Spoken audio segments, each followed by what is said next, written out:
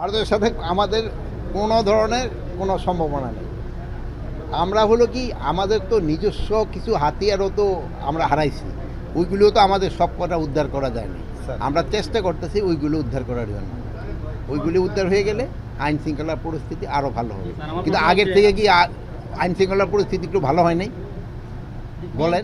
আমরা দেখেন কি, যেই জায়গায় ঘটনা ঘটছে, যারাই অপকর্মটা করছে তাদের কিন্তু আমরা আইনের আওতায় নিয়ে আসছি, এবং ভবিষ্যতে যদি তারা কেউ এরকম করতে যায় তারা আমরা আইনের আওতায় নিয়ে আসবো। আমাদের দেশে ধর দেখো না, আমি ধান কাটতে আসছি, আমার তো একটা কাঁচি দিব কাটার জন্য, ওইটাও কিন্তু একটা অস্ত্র। কিন্তু আমার তো ওই কাঁচিটার যদি নিয়ে আসো তো কৃষক তো আর ধান কাটতে পারবে না, তার হইলো কোদাল লাগবে না। আগে কিন্তু টেটারা কিন্তু দিয়া ওই মাছও ধরতো। আপনার এলাকায় তো মাছ বেশি হয়, এই জন্য আগ্নেয়াস্ত্র যেন কোনো অবস্থায় ইউজ না হয়, এই জন্য আমরা প্রকাশ্যে ইউজ হলে ওটা আপনারা শৃঙ্খলা বাহিনীর নজরে আনলেন, অবশ্যই এটার ব্যবস্থা নেবেন। আর আপনাদের কাছে হলে অনুরোধ করব যে সঠিক সংবাদটা আপনারা পরিবেশন করবেন, কারো থেকে কোনো না শুনে না, যেটা সঠিক ওইটাই করবেন। ওইটা হলে দেশেরও মঙ্গল হবে, আপনাদেরও এলাকার জন্য।